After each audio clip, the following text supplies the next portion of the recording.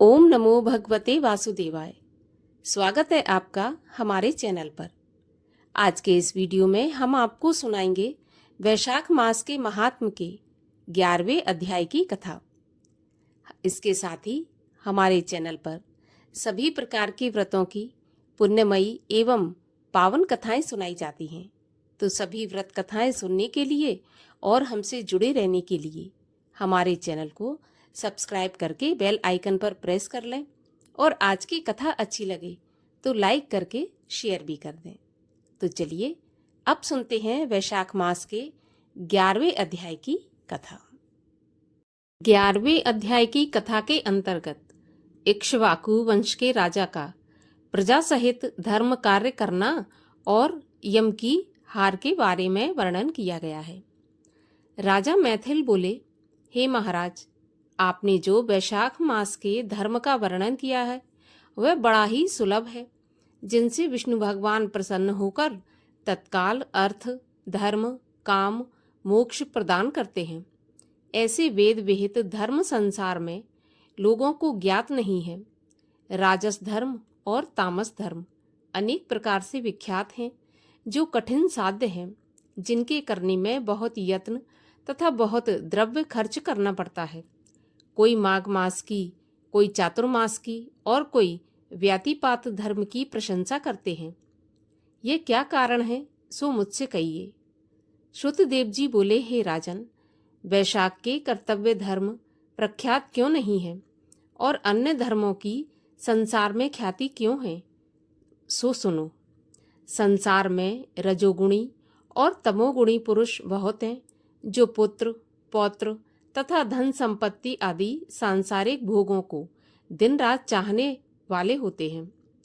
कोई बिरला ही मनुष्य स्वर्ग पाने के लिए यज्ञ आदि धर्म कार्य करते हैं। बड़े बड़े कर्मों द्वारा तुच्छ आशा के लिए अपने अभीष्ट कार्य की सिद्धि चाहते हैं। इसीलिए राजस और तामस धर्म संसार में प्रख्यात हैं। जो सात्विक धर्म भगवान को प्रसन्न करने वाले हैं, वे छुपे हुए हैं, जिसमें ऐहिक और पारलौकिक दोनों ही सुख की प्राप्ति होती है।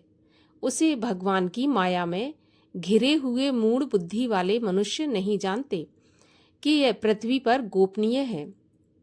जो वैशाख मास के कहे हुए धर्मों में सतोगुणी मनुष्य के धर्म है, इसका कारण मैं तुम्हें बताता हूँ, सो सुनो। इक्ष्वाकु के कुल का भूषण काशीपुरी में राजा नृग का पुत्र सार्वभौम बड़ा यशस्वी कीर्तिमान नाम का राजा हुआ। यह जितेंद्रिय, क्रोध को जीतने वाला, ब्राह्मण और राजाओं में उत्तम था।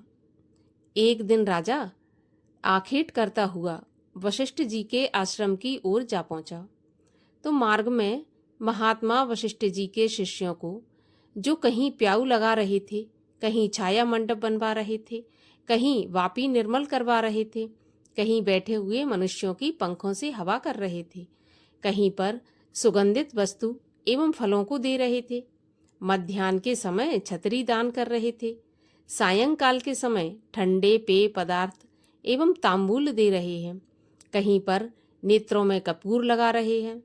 यह देखकर राजा ने पूछा कि तुम कौन हो और ये सब क्या कर रहे हो? तब वे बोले, हम गुरु वशिष्ठ जी के शिष्य हैं और हम वैशाख में कर्तव्य कर्मों को गुरु वशिष्ठ जी की आज्ञा से कर रहे हैं, जिसके करने से धर्म, अर्थ, काम और मोक्ष की प्राप्ति होती है। और विशेष फल जो तुम पूछना चाहते हो तो हमारे गुरु जी से जाकर पूछो। हमारे पास इतना समय नहीं है जो हम आपको बता सकें। ये सुनकर राजा वहां से तत्काल चल दिया और गुरु वशिष्ठ जी के आश्रम में जाकर मुनि को प्रणाम किया। मुनि से सम्मानित हो राजा कहने लगे, हे मुनीश्वर, मैं मार्ग से थककर आतिथ्य सत्कार की इच्छा से आपके पास आया था। मैंने मार्ग में आपके शिष्यों को शुभ कर्म करते हुए देखकर उनसे पूछा कि यह सब कर्म किस लिए और क्यों तथा किस फल की कामना से कर रहे हो। तब उन्होंने मुझे आपके पास भेज दिया और कहा कि हमारे पास बताने को इतना समय नहीं है, आप हमारे गुरु जी के पास जाकर पूछो। इसलिए मैं आपके पास आया हूँ ताकि आपसे इन धर्मों को मैं सुन सकूं। मुझे यह सब जानने की प्रबल इच्छा है। तब वशिष्ठ जी ने प्रसन्न हो राजा को वैशाख मास के विधि पूर्वक सब धर्म कर्म बताए और कहा, हे राजन, तुम अपने राज्य में प्रजा को भी आदेश दो और जो कोई वैशाख में शुभ धर्मों को ना करे उसे दंड दो। इस प्रकार वशिष्ठ जी से वैशाख मास के सब धर्म सुनकर भक्ति पूर्वक उनकी पूजा कर राजा अपने घर चला आया और सभी धर्म करने लगा। देव देव निरंजन केशव भगवान में बड़ी प्रीति करने लगा और हाथी पर ढोल रखवाकर अपने राज्य में सूचना करा दी कि 8 वर्ष से लेकर 80 वर्ष तक के वृद्ध, पिता, पुत्र, भार्या, इष्ट मित्र आदि कोई भी क्यों न हो, मेष की संक्रांति में सूर्योदय से पहले जो स्नान नहीं करेगा और वैशाख के धर्मों को नहीं मानेगा, उसको चोर के समान समझकर मैं दंड दूंगा और देश से निकाल दूंगा। गांव-गांव में एक एक धर्म उपदेशक ब्राह्मण नियुक्त कर दिए और 5-5 गांवों के ऊपर एक एक अधिकारी नियुक्त किया। ऐसे धर्महीनों को दंड देने के लिए 10-10 सवार भी नियुक्त किए गए। इस प्रकार इस चक्रवर्ती राजा के शासनकाल में यह धर्म वृक्ष सब देशों में विस्तार पूर्वक फैल गया। जो मनुष्य प्रमाद से भी इस राजा के नगर में मर जाते थे, उनको निस्संदेह विष्णु लोक प्राप्त होता था और यमलोक नहीं जाता था। इस प्रकार सूर्यवंशी राजा ने यम के लेखों को मिटा दिया, जिससे चित्रगुप्त के पास लिखने के लिए कुछ भी काम नहीं रहा। सभी पापी लोगों से नरक खाली हो गया। वैशाख के प्रभाव से सभी प्राणी निर्मल रूप धारण करके विष्णु लोक जाने लगे। देवलोक भी खाली हो गया। इस प्रकार स्वर्ग और नरक दोनों खाली हो गए। तब नारद जी धर्मराज के पास जाकर बोले, हे राजन, नरक में पहले जैसा हाहाकार शब्द अब सुनाई नहीं देता। खोटे कर्म करने वाले, माया और दंभ से लिप्त पापी मनुष्य तेरे लोक में क्यों नहीं आते? चित्रगुप्त के पास भी कोई लिखा पढ़ी का काम नहीं है। वह भी मुनि की भांति हाथ पर हाथ धरे मौन बैठा है। इसका क्या कारण है? तब धर्मराज बोले, हे नारद जी, आजकल पृथ्वी पर जो राजा है वह ऋषिकेश पुराण पुरुषोत्तम का बड़ा भक्त है। उसने अपने देश भर में मुनादी करा दी कि 8 वर्ष से लेकर 80 वर्ष तक के सब छोटे बड़े तथा बूढ़े मेष की संक्रांति में वैशाख मास में वैशाख धर्म करें। उल्लंघन करने पर वे दंड के भागी होंगे। जिसके भय से वहां की प्रजा के वैशाख धर्म कार्य में लगने से मेरे लोक में आने का मार्ग बंद हो गया है और सब ब्रह्म हत्या आदि पापों से भी छूटकर सीधे विष्णु पद को प्राप्त होते हैं। अब मुझे कुछ दिखाई नहीं देता, अतः मैं उस महाबली से युद्ध करके उसे मारूंगा।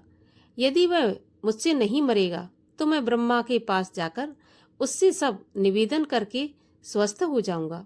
इस प्रकार नारद जी से सलाह कर मृत्यु, रोग, जरा आदि सेवकों तथा 50 कोटि यमदूतों को साथ लेकर यमराज दंड उठाकर भैंसे पर चढ़कर पृथ्वी पर आया और शीघ्र ही उस राजा की पुरी को घेर कर महाशंखनाद करने लगा। जब राजा ने यह सुना कि यम ने आकर मेरी पुरी चारों तरफ से घेर ली है, तब अत्यंत क्रोध करके अपनी सब सेना सजाकर नगर के बाहर आया। दोनों में घनघोर युद्ध हुआ। राजा ने यम की सारी सेना मृत्यु, काल, रोग तथा दूतों के स्वामी आदि को जीतकर क्षण भर में भगा दिया। यह देखकर क्रोध करके यमराज ने राजा के ऊपर अपने अनेकों बाण चलाए और ढाल तलवार उठाकर राजा को मारने के लिए आया। तब राजा ने 3 बाणों से यमराज के धनुष, ढाल, तलवार आदि सब काटकर गिरा दिए और काल सर्प की तरह फुंकारता हुआ एक तीक्ष्ण बाण यमराज के मस्तक में मारा। यम ने भी क्रोध कर अपना दंड उठाया और उसको ब्रह्मास्त्र से अभिमंत्रित कर राजा के ऊपर छोड़ दिया, जिससे बड़ा हाहाकार मच गया। तब भगवान विष्णु ने अपने भक्त की रक्षा के लिए सुदर्शन चक्र छोड़ा, जो रण में आकर ब्रह्मास्त्र का निवारण करके यम को मारने को उद्यत हुआ। यह देखकर राजा सुदर्शन चक्र को नमस्कार कर स्तुति करने लगा। हे भगवान विष्णु के हाथ के आभूषण, हे सहस्त्रधार, तुमको नमस्कार है। तुमको संपूर्ण प्राणियों की रक्षा के लिए भगवान ने धारण किया है। हे महाबली विष्णु भक्त, आप इस यम की रक्षा करिए। तब सुदर्शन चक्र राजा की स्तुति करने पर वैकुंठ धाम को चला गया और यम बहुत उदास होकर ब्रह्मा के पास गया, जहां लोकपाल और दिक्पाल बैठे उपासना कर रहे हैं। चारों इतिहास पुराण शरीर धारण कर खड़े हुए हैं। समुद्र, नदी और सरोवर मूर्तिमान बैठे हैं। पीपल आदि सभी वृक्ष खड़े हैं। बापी, कुआं, तालाब और पर्वत सब मूर्तिमान हैं। दिन रात, पक्ष, मास, कला, काष्ठा, निमेष, ऋतु, अयन, युग, संकल्प, विकल्प, उन्मेष, ऋक्षयोग, करण, पूर्णिमा, अमावस्या, सुख दुख, भय, लाभ, अलाभ, जय, अजय, सतोगुण, रजोगुण, तमोगुण, शांत, मूढ़, अतिपौर, प्राकृतिक, विकार, कफ, वात, पित्त आदि सब चराचर मूर्तिवान होकर सेवा में खड़े हैं। उनके बीच में यमराज सेवकों सहित लज्जावान होकर मुख मलिन जड़ से कटे वृक्ष की तरह जा गिरा और त्राही त्राही पुकारने लगा, जिसको देख ब्रह्मा की सभा में सभी आपस में अचरज से कहने लगे कि ऐसे यम को, जिसे काम से क्षण भर को भी अवकाश नहीं मिलता था, इसके यहाँ आने का क्या कारण है? जिसके वस्त्र फट रहे हैं, चित्रगुप्त भी इसके पीछे पीछे आ रहा है। यमराज कहने लगा, हे कमल आसन, मेरी प्रतिष्ठा भंग हो गई। मुझे खूब पीटा, मेरे वस्त्र आदि छीन लिए। आपके होते हुए मेरी यह दुर्गति हुई है। ऐसा कहकर मूर्छित होकर पृथ्वी पर गिर पड़ा। तब सभा में बड़ा भारी कोलाहल हुआ। सबका भक्षण करने वाला यमराज आज क्यों रोता है? क्या कारण है? तब पवन ने ब्रह्मा की आज्ञा से सबकी वाणी रोक दी और वहां से सबको हटा दिया। फिर यम को अपनी भुजाओं से उठाकर आसन पर बैठाकर पूछने लगा, यह दुर्गति तुम्हारी किसने की है? कुशकेतु, जो सबके कर्ता हैं, उनके सामने तू अपना सारा वृत्तांत सच सच कह, वह तुम्हारे हृदय के दुख को अवश्य दूर करेंगे।